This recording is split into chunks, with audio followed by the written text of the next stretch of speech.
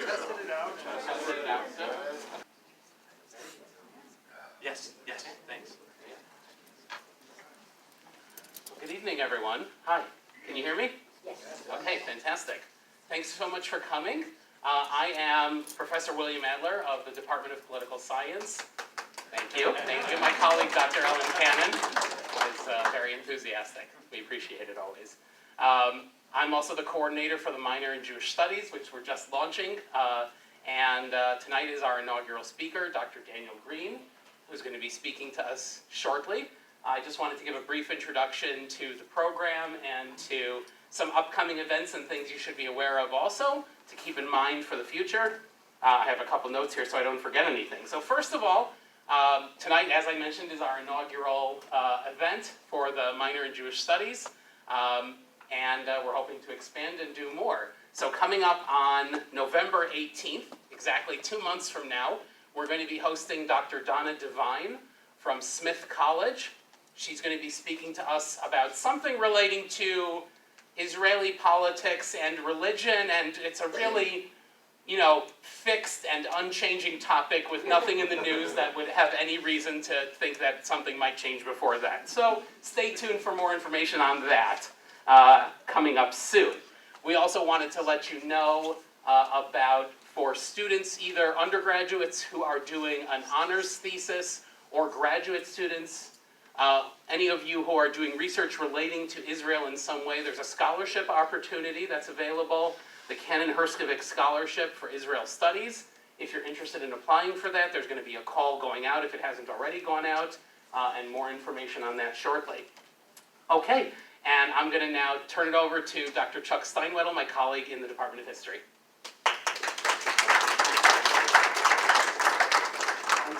I'm so delighted tonight. I'm not used to speaking in a microphone. Is this working for you? I'm so delighted tonight to welcome Daniel Greene to NEIU. And I was thinking of how to introduce him, and it occurred to me that to be a successful scholar, you need a wide range of talents. We are all taught to, first of all, make a contribution to our discipline, to win the respect of our peers. We are expected to share our knowledge with students, to connect with students through teaching. Increasingly, we are expected to make our history public, to look out to a broader audience than the classroom. And finally, we are often expected to help run our institutions, that is, to have some sort of administrative skills. This is the very complexity of the job. I think what makes it difficult, but what makes it so rewarding. Few, however, have succeeded at each dimension of this set of duties, or opportunities, we might say. I've known very brilliant scholars who I would not allow administer my carpool. Right? Daniel Greene is one of the very rare scholars who have succeeded at a very high level in every aspect of a scholar's work. His 2004 University of Chicago dissertation resulted in his book, The Jewish Origins of Cultural Pluralism, the Menorah Association and American Diversity, which was published by Indiana University Press in 2011. The American Jewish Historical Society awarded Dr. Greene the Saul Wiener Book Prize in 2013, demonstrating the great respect his scholarship has earned among his peers. In announcing the award, the AJHS wrote, and forgive me, the announcement was obviously written to be read and not spoken, but Greene persuasively demonstrates that the roots of cultural pluralism can only be fully understood within the social and cultural context of the elite Jewish Menorah Association. The Menorah Association offered opportunities to Jewish college students to develop rich Jewish cultural interests. Greene illustrates the aspirations, achievements, and limitations of an organization that ultimately lack the flexibility to adapt to the changing needs of American Jewish college students, but that nevertheless influenced the evolution of American Jewish culture as a harbinger of the multiplicity of expressions of Jewish identity today, where we see the full flowering of a vision of cultural pluralism. In this way, Greene provides critical insights for contemporary scholars about the possibilities and challenges of creating a lasting Jewish cultural renaissance in the U.S. This research alone makes him particularly appropriate to be the first speaker for NEIU's new minor in Jewish studies, though that is not his subject tonight. Dr. Greene has earned the respect of students through his teaching at Northwestern University, where he has served as an adjunct professor of history. How he does all this while he's doing the curating, I don't know, but we'll maybe ask him afterwards at the reception. His courses at Northwestern address the Holocaust of memory, modern Jewish history, and U.S. history. Dr. Greene has distinguished himself in particular through his work conveying his vast knowledge to a broad public. He has served as Vice President for Research and Academic Programs at the Newberry Library and as historian at the U.S. Memorial Holocaust Museum in Washington, D.C. He was invited to curate a major exhibition at the U.S. Holocaust Memorial Museum to mark the 25th anniversary of that institution. His exhibit, entitled Americans and the Holocaust, the title may be familiar because it's the basis of his talk tonight. The exhibition uses images and sound to make vital the complex and often painful story of the American responses to the rise of Nazism in Europe and to the murder of millions of Jews. The exhibition has drawn extensive coverage and favorable reviews from National Public Radio, the Chicago Tribune, the Atlantic Magazine, and the LA Times. The reviewer for the Wall Street Journal described the exhibition as so careful yet so involving, while the Guardian's reviewer described it as provocative. Dr. Greene's accomplishments as a historian, a professor, and public historian have led to his most recent achievement, his appointment as president and librarian of the Newberry Library. Founded 132 years ago, the Newberry Library is a major Chicago and international institution. Its vast holdings, especially of materials relating to cartography, the Renaissance, Native American studies, and Chicago, draw scholars from around the world. Its lectures and exhibitions contribute greatly to Chicago's cultural life. Since Dr. Greene became president of the Newberry almost exactly 1 month ago, on August 19th, perhaps he will share some of his plans for that institution.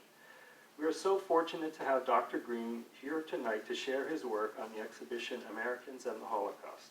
It is my great pleasure to welcome Dr. Daniel Greene to Northeastern Illinois University.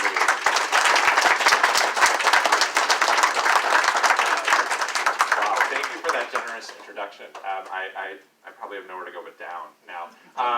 No, honestly, to Dr. Adler and Dr. Steinwedel, thank you very much for bringing me here. And I wish you all the best of success with the development of this Jewish Studies program. So I am mostly going to talk about the exhibition that opened at the Holocaust Museum in April of 2018. I'm curious, who's been to the museum? Okay, so some of us. So the Holocaust Museum was founded on the National Mall, about a block from the Washington Monument, and it opened in April of 1993. So April of 2018 was the 25th anniversary. I was brought on about 5 years before that and worked with a large research team. I get to say that I'm the curator, but there are if you walk through the exhibition and you look at the credit panel at the end, there are about 80 people who worked on this exhibition ultimately. So it's all of what you'll hear tonight is based on collaboration, which is central to public history as well, and I think should be even more central to humanities scholarship than it is. But all of us on the team thought back to the day that the Holocaust Museum opened in April of 1993. Bill Clinton was the president, and he was speaking behind on the backside, on the 15th Street side of the museum, and our founding chairperson, the Holocaust survivor Elie Wiesel, who was the founding chairperson of the board of the Holocaust Museum, was also there. It was a cold and rainy day. And one thing that Elie Wiesel said at that opening is, this museum is not an answer, it's a question mark. And that speaks to our approach to history in this exhibition. Our goal was to ask difficult questions, not to present history in a neat package with a bow on it and say, here's what you should think about it, but to say there are difficult questions, and there are enduring questions in American history around Americans' response to the Holocaust. And the director of the museum frequently said, good public history or good museum exhibitions, we don't tell people what to think, we tell them what to think about. And so the questions that we wanted people to think about in this exhibition, I think are enduring questions in American history. How do Americans know what they know? Especially about events going on abroad. When we see a refugee crisis develop, how do Americans debate their responsibilities to respond or not respond? When there's a war going on abroad that most Americans consider a foreign war and would rather not get involved in, how do Americans argue out whether to intervene or not in a war like that? And when we know that a population is targeted for murder in a genocide, how do we as Americans debate our responsibilities to do something about this or not? These are questions about information, about refugees, about people targeted for murder, about war, that can be asked at many times in American history, certainly throughout the 20th century, and in some cases well before.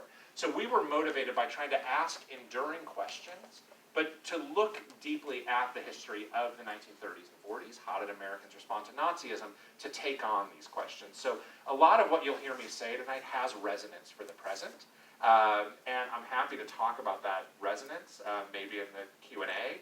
But the exhibition's a historical exhibition. We took a historical approach to thinking about what did Americans know about Nazism in the 30s and 40s, and how did they debate their responsibilities to respond. As you walk into the exhibition, this is the entrance. So these two questions, what did Americans know and what more could have been done, frame the whole experience for visitors. What did Americans know? The answer is much more than most people think. And we surveyed, at the beginning of this, when I started working on this in 2014, we surveyed thousands of high school students and high school teachers and asked them just a few simple questions. And one of them was, do you think Americans had much information about the threat of Nazism during the 1930s and 40s? And the overwhelming majority of answers were no. I think we didn't, people thought we didn't know. So that's one of the key takeaways of the exhibition, is that Americans had access to a lot of information about the threat of Nazism. What more could have been done is a much harder question to answer historically, but it's a question we wanted to raise. There are two essential gaps in this presentation of Americans' response to Nazism that we struggled with all the way along. And these, I think, are enduring questions also. One is to think about a gap between information and understanding. Americans had access to a lot of information about the threat of Nazism as it was happening, including the persecution and murder of Europe's Jews, as it was happening. It doesn't mean they fully understood it in the way that we do now. We have the benefit of hindsight when we look back on historical events. We can connect a lot of dots that Americans at the time couldn't have connected. And we frankly worried often about how do we explain Americans' response or lack of response without excusing it. That's one of the things that would wake me up at night in putting this exhibition together. How do you explain an action without excusing inaction? So that's one gap, this gap between information and understanding. We now think of the Holocaust as a distinct historical event. As it was happening, most Americans couldn't separate it from all the atrocities of World War II. We didn't call this the Holocaust as it was happening. A lot of Americans couldn't believe it was happening as it was happening, even though they had access to information. So how do you explain that to people, to visitors to an exhibition, without excusing that? That's one gap. The second gap is one that is very troubling to me, which is a gap that Americans tend to show during the 30s and 40s and since, between disapproval of whatever bad things are happening over there, wherever over there is, and a will to action on behalf of the victims. It's very easy for Americans, as they did in the 1930s and 40s, to express disapproval of whatever atrocities were happening. It's very hard to cross the bridge from disapproval to action. And any subsequent genocide that you look at, that historians look at, you can see that response, whether we're talking about Syria and Myanmar today, whether we're talking about Rwanda or Bosnia or Cambodia. Americans will express a great deal of disapproval, but often that doesn't translate into a will to action on behalf of the victims. And we wanted to ask why. Why is that so difficult for Americans? So that's all by way of preamble. I'm going to show you a lot of images. I'm a curator at heart. There's a lot of images in the exhibition, and so I'll be showing you a number of exhibitions tonight, a number of images from the exhibition tonight that just kind of take you through some of these big questions that we ask. One of the things that we wanted people to understand is you can't really wrestle with Americans' response to Nazism without understanding the context of American history at the time. And some of you may know the name Samantha Power, who wrote a fantastic book about Americans' response to multiple genocides. The book is called A Problem from Hell. And she argues, she then served in the Obama administration as well. She argues in that book that to understand how Americans respond to genocide abroad, you need to understand the domestic context. The way that Americans respond to foreign conflicts is often shaped by our domestic context. So, what's our domestic context? Even before Hitler rises to power in 1933, Americans are weary from war. This is a World War I veteran on the street in the 1930s. His sign, if you can't see it, says, "I gave my eyes," and he's begging on the street. The lower sign says World War I veteran. If you asked Americans in the 1930s, which Gallup frequently did, was it a mistake to enter World War I? Usually 70% of Americans said yes, give or take. World War I is only 15 years in the rearview mirror in the early 1930s when Hitler rises to power. America's closed to immigrants when Hitler rises to power. In 1920, all but closed to immigrants. In 1924, the United States passes, actually in 1917, 21, and then in 24, a series of restrictive immigration laws that are designed to keep out Southern and Eastern Europeans. That's where the Jews live, for the most part, and to let in Northern and Western Europeans.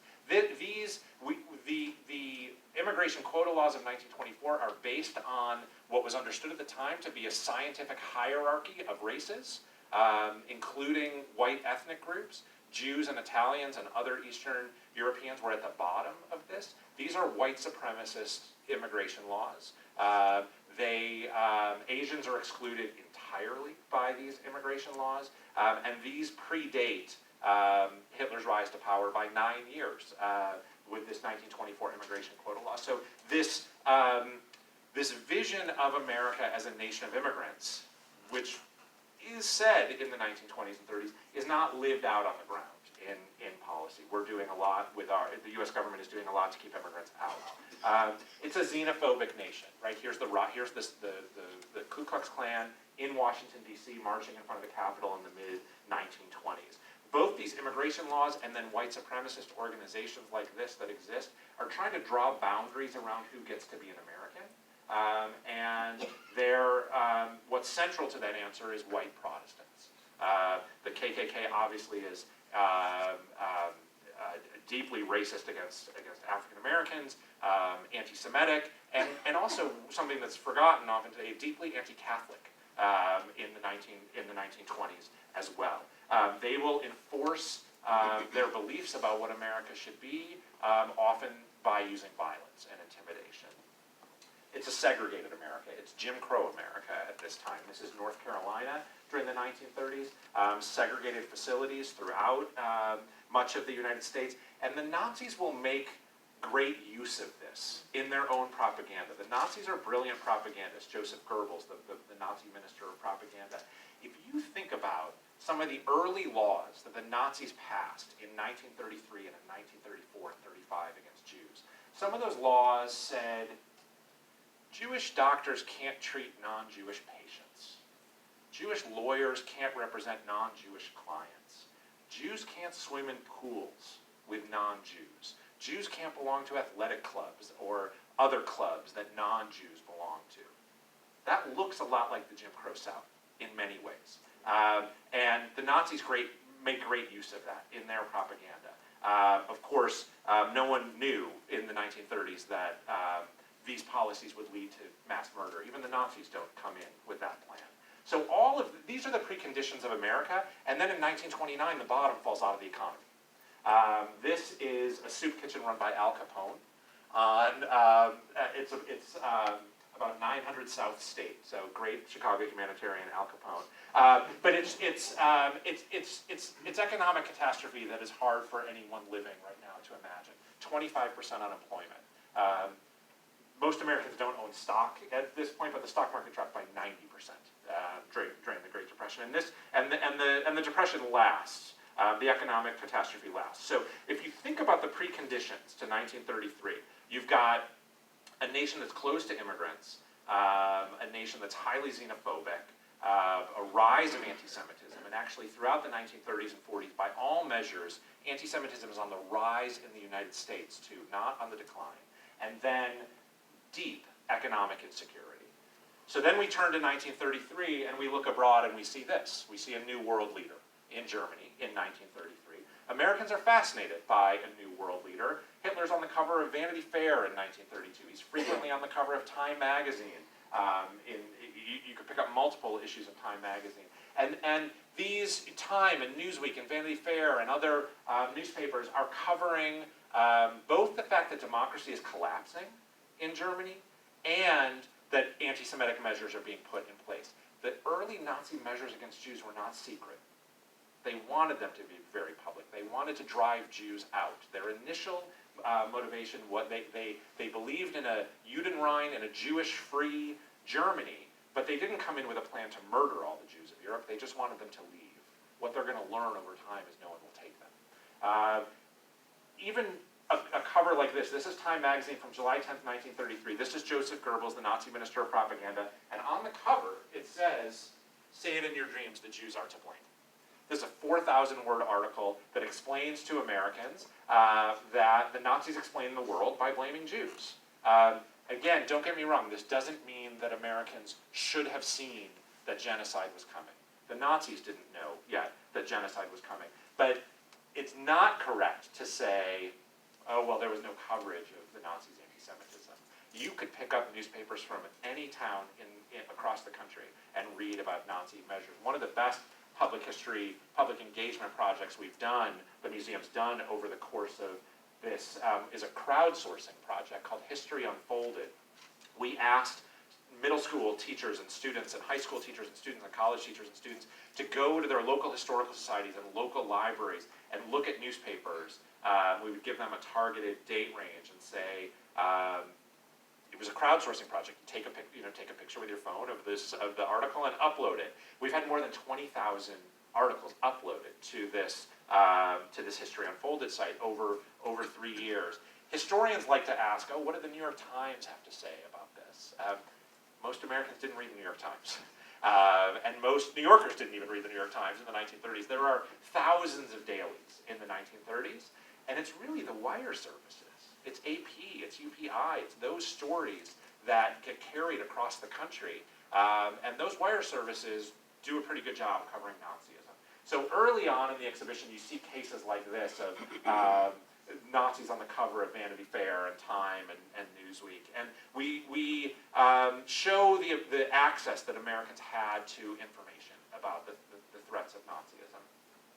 I'm going to jump ahead to 1938. The exhibition is also, it's relentlessly chronological. We wanted, and that's, in terms of historical thinking, we wanted to ask the question, not only what did Americans know, but when did they know it?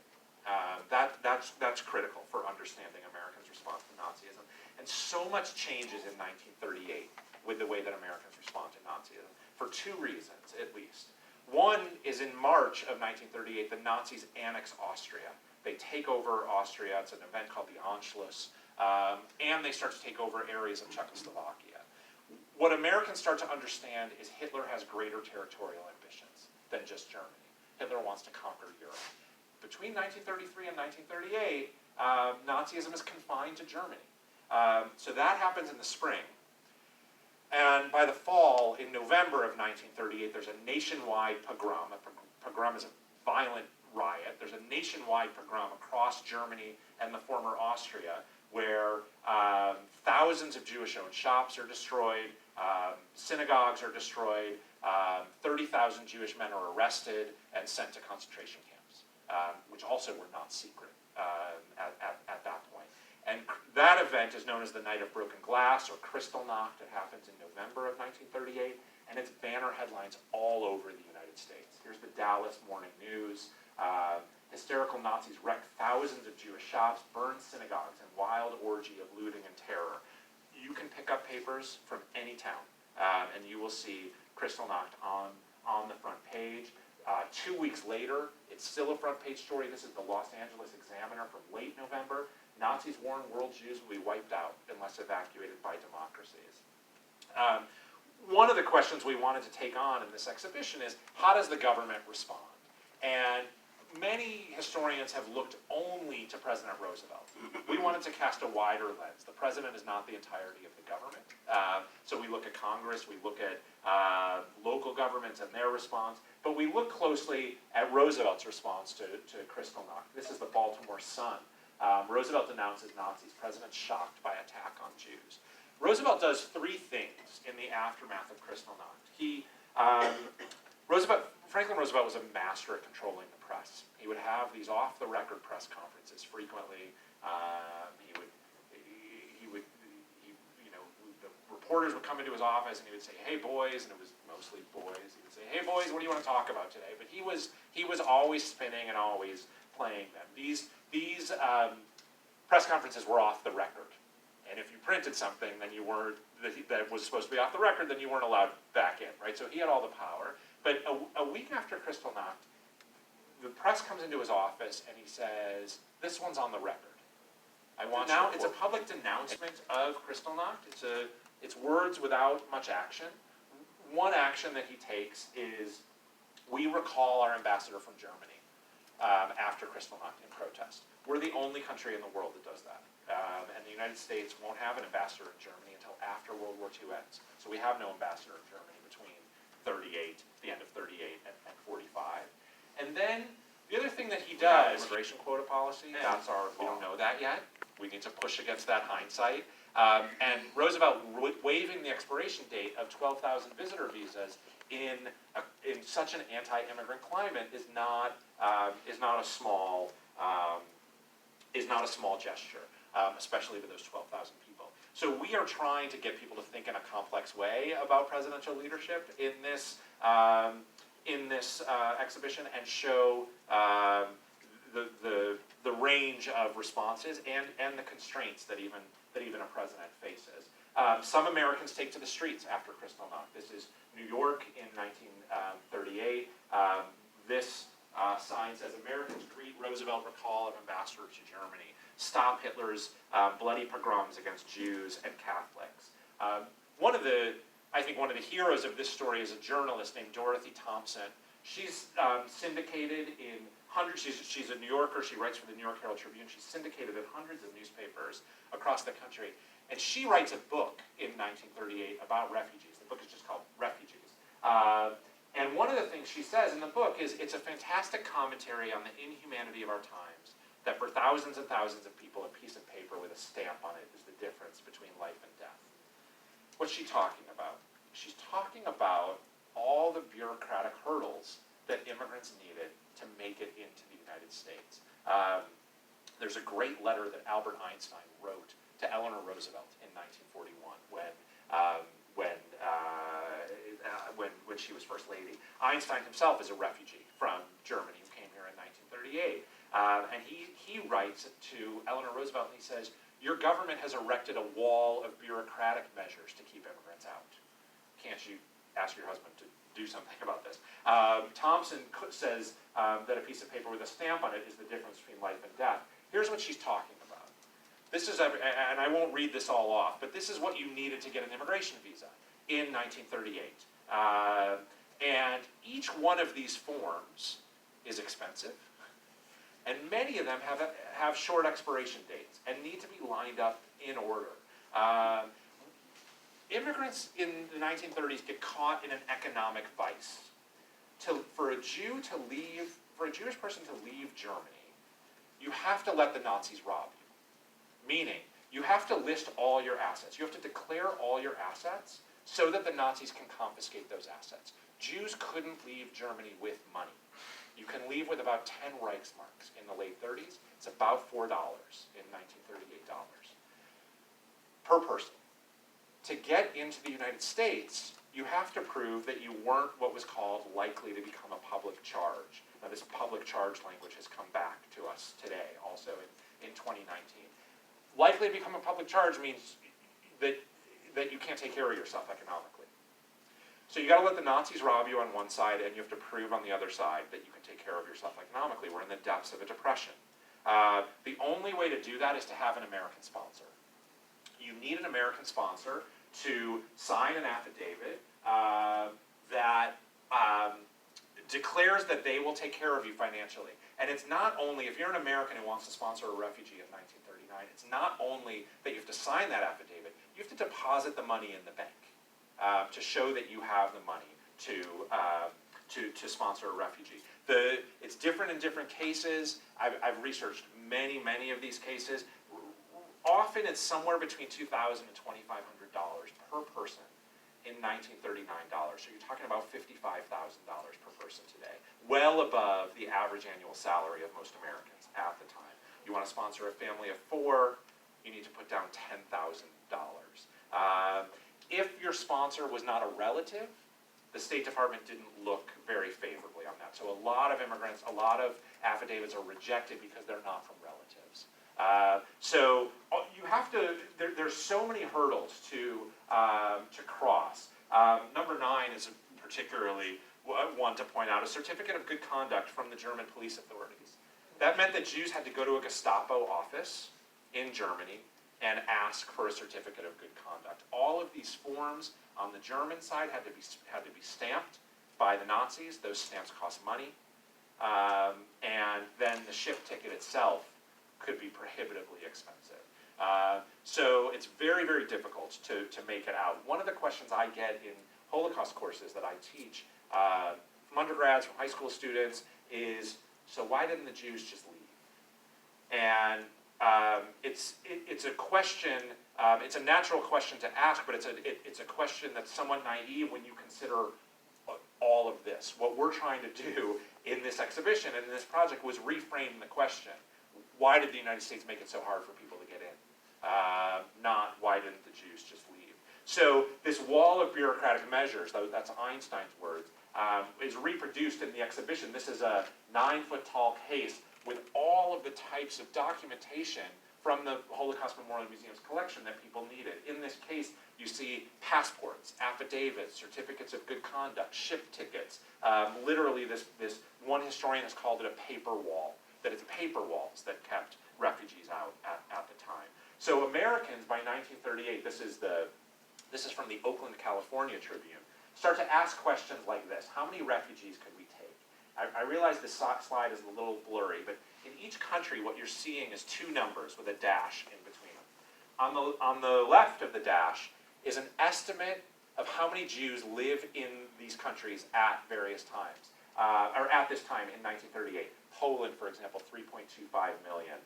Romania says 984,000. Hungary, 444,000. Germany says 550,000. That's too high for this time. 550,000 was about right in 1933, but hundreds of thousands of Jews do leave Germany between 1933 and 1938. And then on the right of the dash, what you're seeing is the maximum number of immigration visas the United States government could issue annually to people who were born in those countries. And the visas are determined by your country of birth. It doesn't matter, if you're German-born and you fled to the Netherlands, you still need a German visa, a German-born visa. You can get it in a consulate in the Netherlands, but that was another way of keeping out Eastern Europeans. So look at Poland, for example, 3.25 million Jews, and the United States government can issue about 6,500 visas a year to Polish-born. We can issue 377 visas to Romanian-born. There's 1 million Jews in Romania. Even Germany, 27,370 visas per year. So that's one.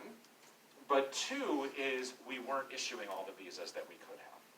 So these quotas, sometimes I think we think of these quotas as goals to achieve. That's not how the US government thought of them. There are limits not to exceed. So there are hundreds of thousands of unissued visas. The big takeaway of this is even if the US government issued all the visas that it could have, it doesn't prevent the Holocaust. However, on the other side, we could have let in about 200,000 more refugees than we did over this 12-year period. One of the reasons we don't is the American public doesn't want it to happen.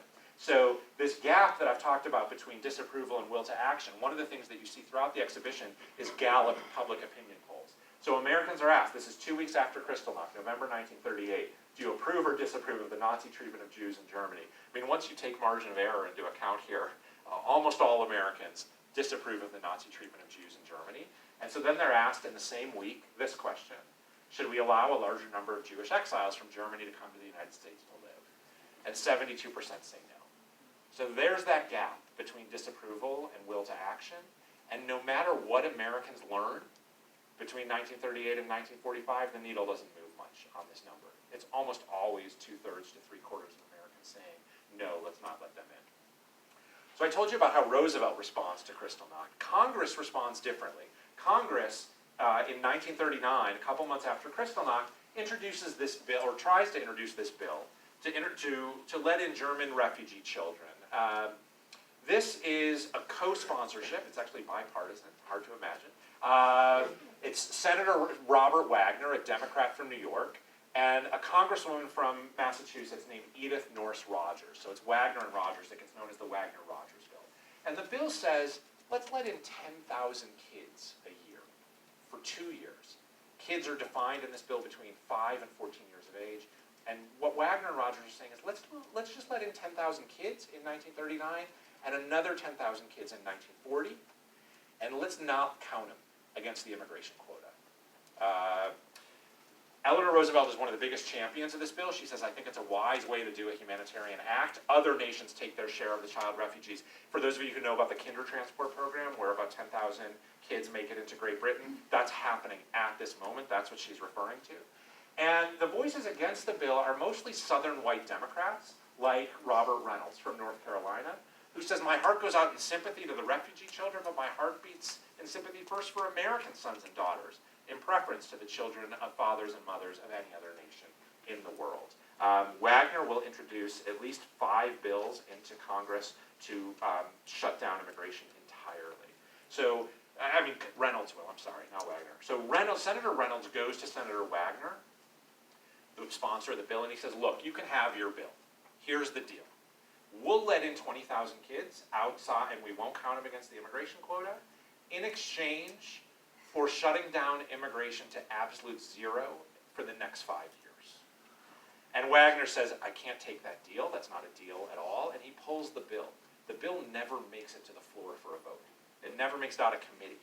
So the United States has no child refugee program at this point, like the Kinder Transport. There are organizations. There are refugee organizations like Jewish and non-Jewish organizations. Organizations that are still around today like HIAS, the Hebrew Immigrant Aid Society, but also Quaker organizations, Mennonite organizations, Unitarian organizations that are working on behalf, especially of refugee children. But it's hard to count exactly, but only about 1,500 refugee children make it in to the United States during the Nazi era, and in part because Americans are against it. Gallup asks, it's been proposed that the government permit 10,000 refugee children into this country to be taken into American homes. Do you approve of this plan? And 2/3 of Americans don't approve of this plan. So there's no political will from top to bottom. Just in the interest of time, I'm going to skip ahead to the United States going to war in 1939. The United States goes to, Europe goes to war in 1939 when Germany invades Europe. Here, invades Poland. Here are Americans reading about bombing on Warsaw. And President Roosevelt, who was a master at using the radio, especially with his fireside chats, has a fireside chat 2 days after. The war begins on September 1st of 1939. Roosevelt takes to the airwaves on September 3rd, and he says, this nation will remain a neutral nation, but I cannot ask that every American remain neutral in thought as well. Roosevelt is then going to spend most of his political capital over the next 2.5 years before Pearl Harbor at the end of 1941 trying to maneuver the United States towards war readiness, he's not going to spend any political capital on the refugee question at all. In part, as I said, because Americans are against it, but in part because it's going to be so hard to move Americans towards war. In 1939, Americans are asked by Gallup, should we enter the war, or should we do all we can to defend England and France? And in 1939, 90% of Americans say no, we shouldn't enter this war. You get protesters at the White House hanging signs like this: FDR, you're preparing for war. You fight it. The most vigorous anti-war organization is based here in Chicago. It's called the America First Committee. Here's one of their propaganda posters showing that the first casualty of war itself will be liberty itself. This is their office is 141 West Jackson, which is in the Loop in Chicago. And the America First Committee starts out as a committee that wants to stay out of war and defend America's borders. It takes a very anti-Semitic turn. America First only exists for about 15 months. It's founded in the fall of 1940, and it disbands by the end of 1941 after the United States enters war. But for that 15 months, one of its chief spokespeople is Charles Lindbergh, here on the left. Lindbergh is one of the most famous Americans at this time. He had done the first solo flight across the Atlantic in 1927. But throughout the 1930s, he visits Germany many times to advise the Nazis on their Air Force. He's very impressed with the Luftwaffe, the Nazi Air Force. He is awarded by the Nazis the Service Cross of the German Eagle, a very high, really the highest award a foreigner can get from the Nazis. He's one of only 2 Americans ever to receive this award. The other is Henry Ford. And Charles Lindbergh will speak at rallies like this. He's at the podium. America First loves to use Washington's image, George Washington's image, which you see there, because in Washington's farewell address, he talked about not having entangling alliances. And so that America First says, we're drawing on this long tradition of American history.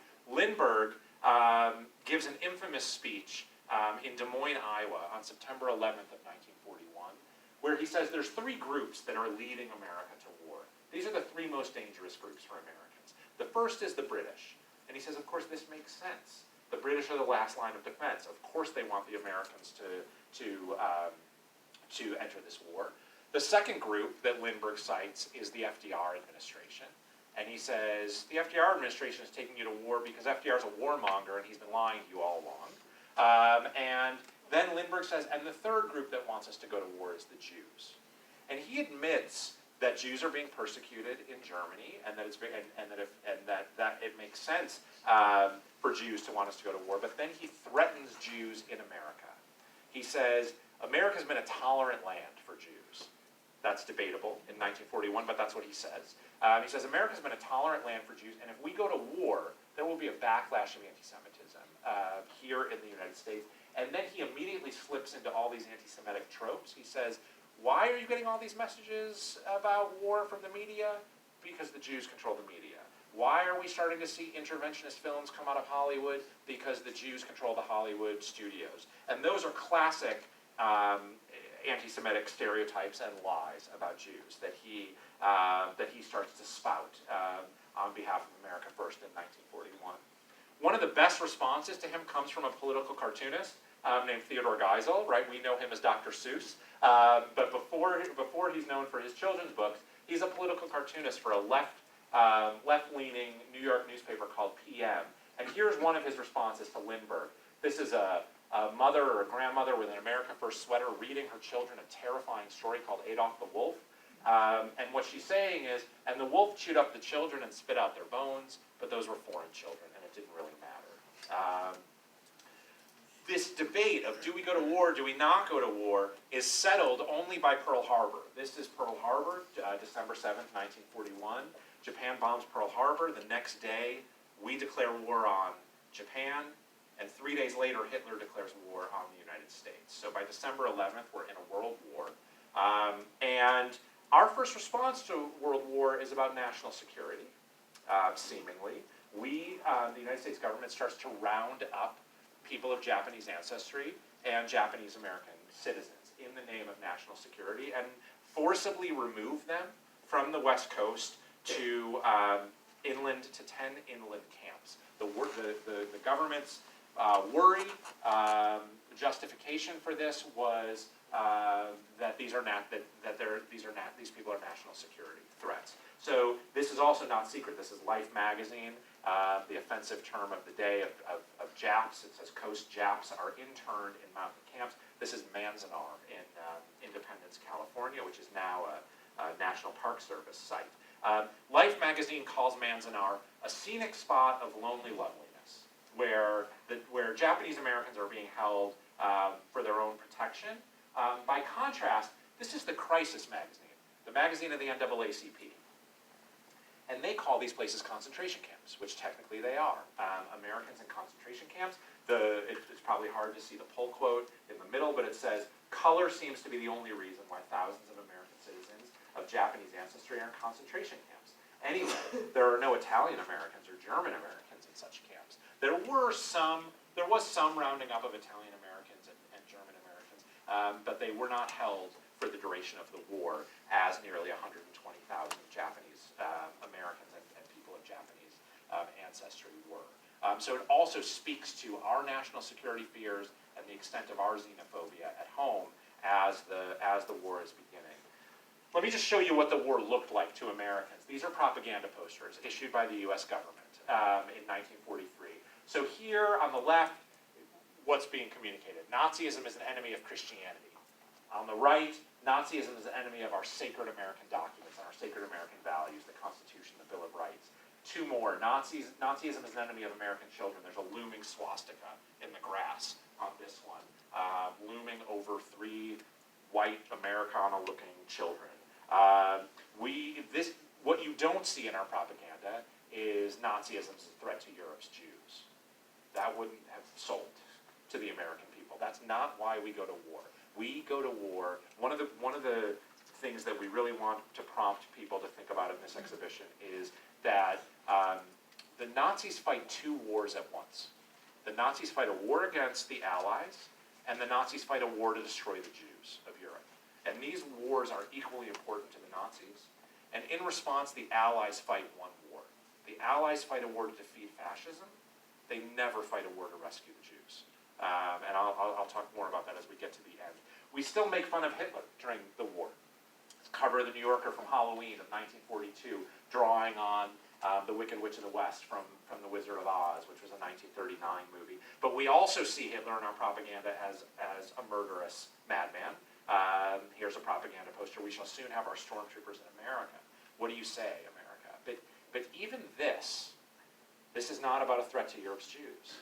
This is about the fear of Nazism here at coming here to our own shores.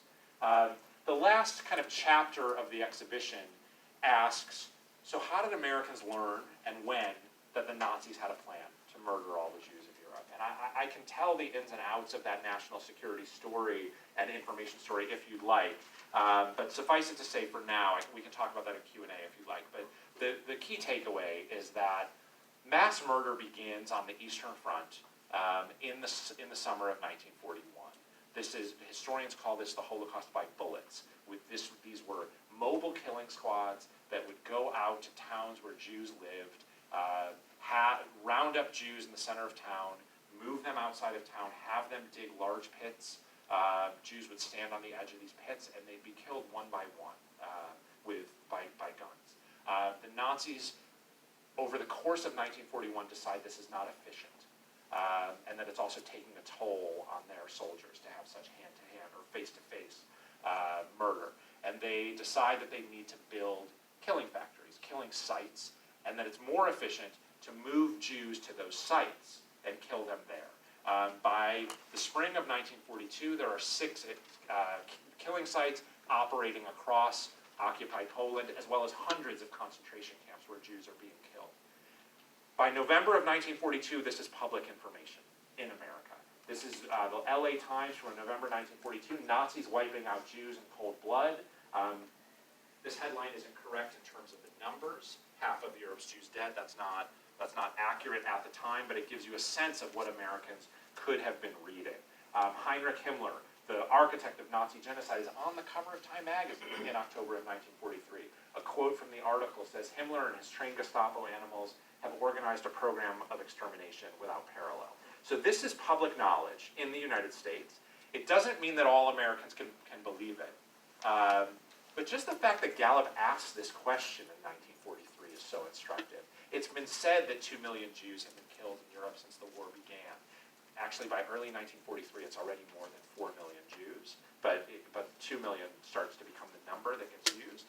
Do you think it's true or just a rumor?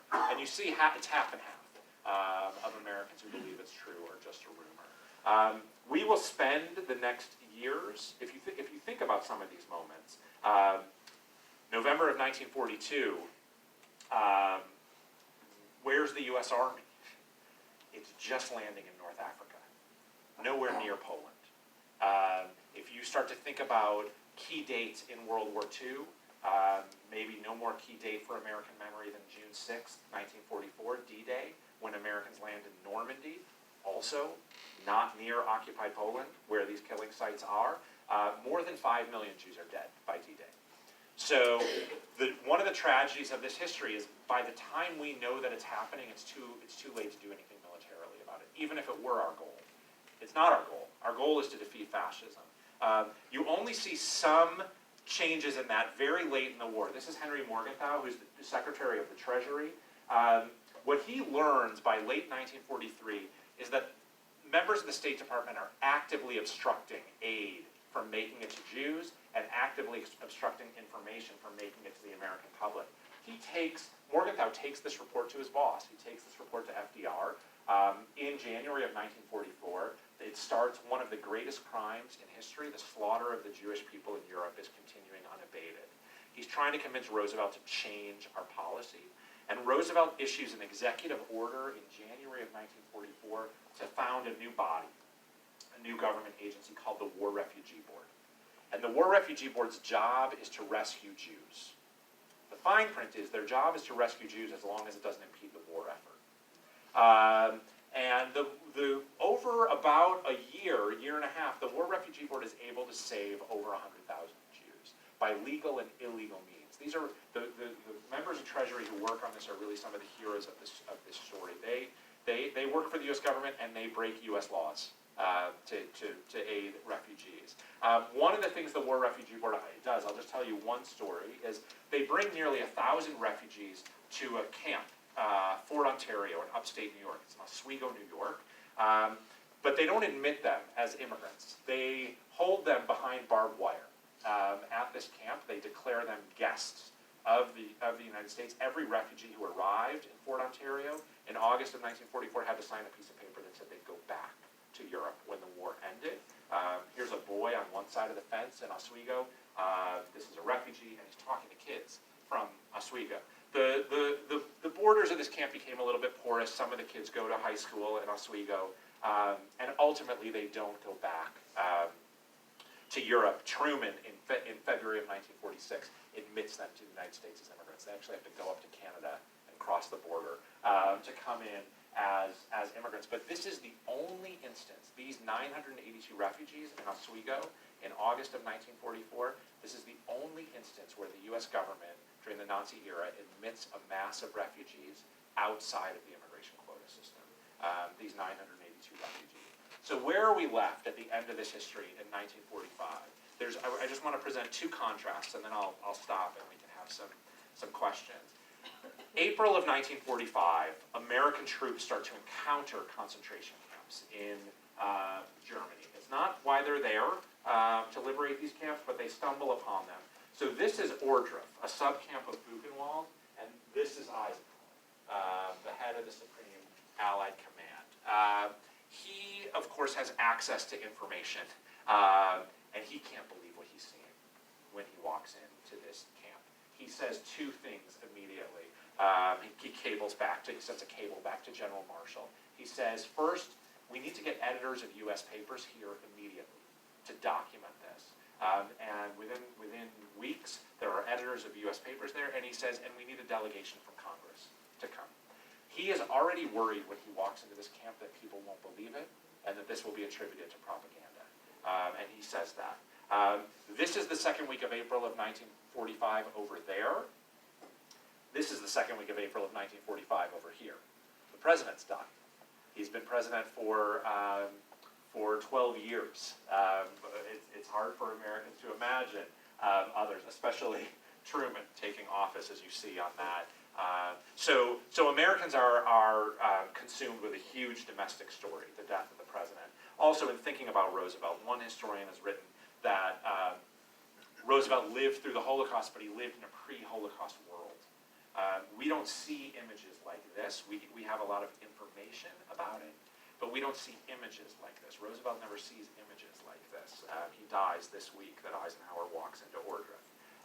1 month later, it's May 8th, 1945, we're celebrating victory in Europe. This is Times Square. We've been at war to defeat the Nazis, and we win, right? We defeat the Nazis. We're celebrating Hitler's death. We're celebrating the fall of Nazism. This is May 8th, 1945. This is Life magazine, May 7th, 1945, the day before. This is the most popular magazine in the United States, Life magazine. And they published this 4-page spread called Atrocities. The next 2 pages are even more graphic images. But this is a boy walking along the side of the road in Bergen-Belsen, littered with victims. And on the right is Buchenwald, another concentration camp in Germany. And it's very instructive to look at there's not much text in Life magazine, but what this article says one thing and it doesn't say another thing. What it says is, we've heard for 12 years about Nazi persecution and atrocity against Jews, and now we can no longer doubt it. We finally have irrefutable evidence. We have all this information about these crimes as it's happening, but we don't see it. We don't have visual evidence until it's over. Visual evidence starts to flood into America only in April and May of 1945. And I think, at least then, maybe not now, but then, for Americans, seeing is believing. And we read about it, but we don't see it as much. What's not said in this article, there's no mention of Jews as a specific victim to be annihilated by Nazis. It talks about political prisoners, it talks about national groups that were targeted by the Nazis, but the idea of this crime, or the fact of this crime as an effort to annihilate all the Jews of Europe, is often not how the story is reported as it's happening. So you have those two contrasts, and I'll leave you with one other public opinion poll. This is the museum in DC where the exhibition is. One other public opinion poll. In December of 1945, 6 months after Americans start to see images like the images in Life magazine, Americans are asked, should we let in more refugees than we did before the war? And at that point, 5% of Americans say yes, we should. So on the one hand, the United States is fundamentally transformed by this encounter with Nazism, right? We become a superpower in every subsequent genocide. The world will look to America first and say, how is the United States going to respond? That wasn't the case in the 1930s. On the other hand, the needle on refugees doesn't move for the American people, no matter what we learn about Nazism. And remember, I said we go to war to defeat Nazis, not to rescue Jews. So what does that leave in its wake? We defeat Nazism, and it leaves hundreds of thousands of displaced people. Displaced Jews who can't go back to Poland, can't go back to the places from which they had been displaced. There are pogroms, there's murder of Jews, there's violent riots against Jews in Poland in 1946, the year after the Holocaust. And so another kind of big takeaway of this exhibition is often, in this case and in other cases in history, winning a war often doesn't solve the problem for the refugees who are displaced by the war. And in this case, in 1945, the United States puts all their eggs in the basket of defeating Nazis. It leaves displaced people and refugees in the wake of that war, and most Americans after the war still think, they're not our problem. Those are some of the really difficult, enduring questions that we hope people will think about as they go through this exhibition. So I'm happy to, thanks for listening. I'm happy to take questions about this. I'm also, as Chuck said, I'm 1 month into a new job at the Newberry Library. I invite you all to come down. The Newberry is open to the public. We have a a series of about 75 public programs a year plus exhibitions, and it's open 5 days a week, Tuesday through Saturday for research. So anyone who is 14 years old and curious is welcome to come to the Newberry, and everything that we do there is free and open to the public. So I'm happy to talk about that as well. So thank you.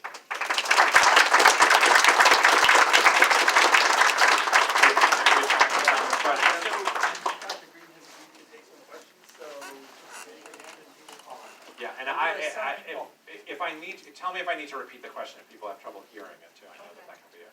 My question is, do you think the verbal political rhetoric that we are hearing today echoes from the past during this time period of our history?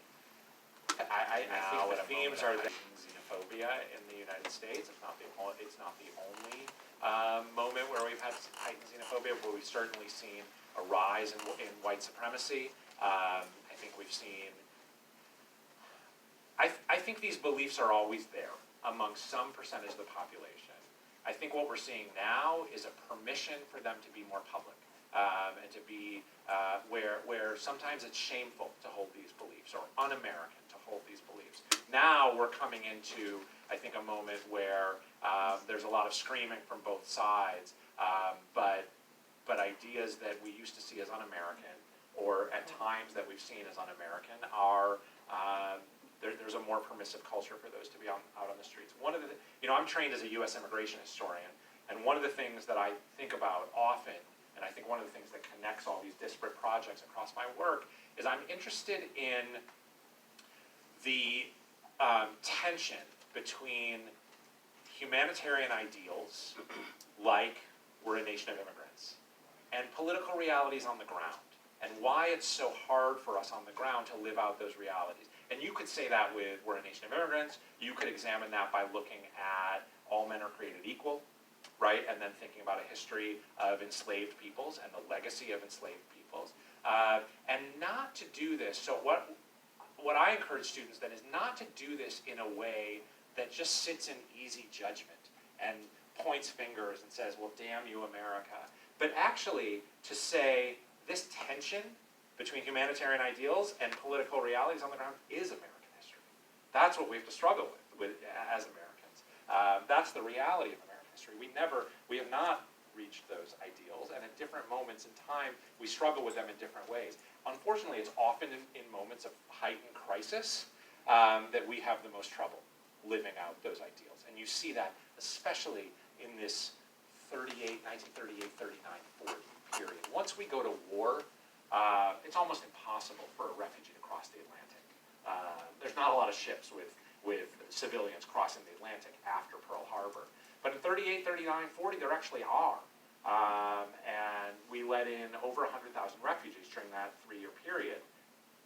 But we could have let in many, many more. Yeah. Yes? I'm a Holocaust survivor. What galls me is that after the war, tens of thousands of SS murderers were allowed to go free. None of them were prosecuted. Right. There are, you do have war crimes trials that go on well into the 1950s and in various nations, beginning with Nuremberg and others. But you're right. And I think one of the reasons I'm not an expert on post-war history, but I think one of the reasons for this, you may be able to speak to this even more, is you see in the last years of the war, you already start to see the emergence of the Cold War, right? And we need Germany as an ally in that war. You start to see the Soviet Union and the United States start to divide up the world, and that becomes more important, I think, for American political realities than punishment of perpetrators. But if you go back, what's so instructive about what's happening during the war, I didn't talk about this, but we learn in November of 1942, we Americans learn, and it's public information, that the Nazis have a plan to murder all the Jews of Europe. And there is, the next month, in December of 1942, an Allied declaration. All of the Allied nations issue a declaration against what they call, the words at the time are cold-blooded extermination. You see that phrase on the front pages of American magazines, against the cold-blooded extermination of the Jews. But what does that declaration promise? It promises full punishment of the perpetrators. It says nothing about rescue of the victims. And I think, again, that even there, that's a legacy of World War I. They say, we're not going to make the same mistake we made in World War I. We're going to have total victory, and we're not going to have a negotiated peace. We're going to have full punishment of the perpetrators. That doesn't get lived out on the ground either. There was a question. My question was more about the 60s. Can you maybe address the turn towards Yeah. U.S. immigration law? Okay. I thought you were going to ask different about the rise of Holocaust consciousness in the U.S. I related to the United States in 1963. Oh, you did. Okay. So you One of the very few. right. So these right, because it's not till 64, 65. Right. Where did you immigrate from? Hungary. Hungary. So these laws, I didn't say this. Thank you. I should have said this. These 1924 laws remain on the books until the mid 1960s. Is it 1965 that Johnson signs? 64, 65. President Johnson at that point signs, sitting in front of the Statue of Liberty, signs an act called the Hart-Celler Act, which opens up immigration. What's the term? Before Soviet Jews. It is before Soviet Jews. Well, it's different. I mean, it's different. It's different immigrants who are coming in too. I think part of it is an economic pressure. You start to see, especially in Chicago, you start to see networks of immigrants who work for corporations based in Chicago and also corporations based in. I mean, I actually for one project studied Egyptian immigrants to Chicago at that time, and there are U.S. oil companies setting up offices in Egypt, and it's I mean the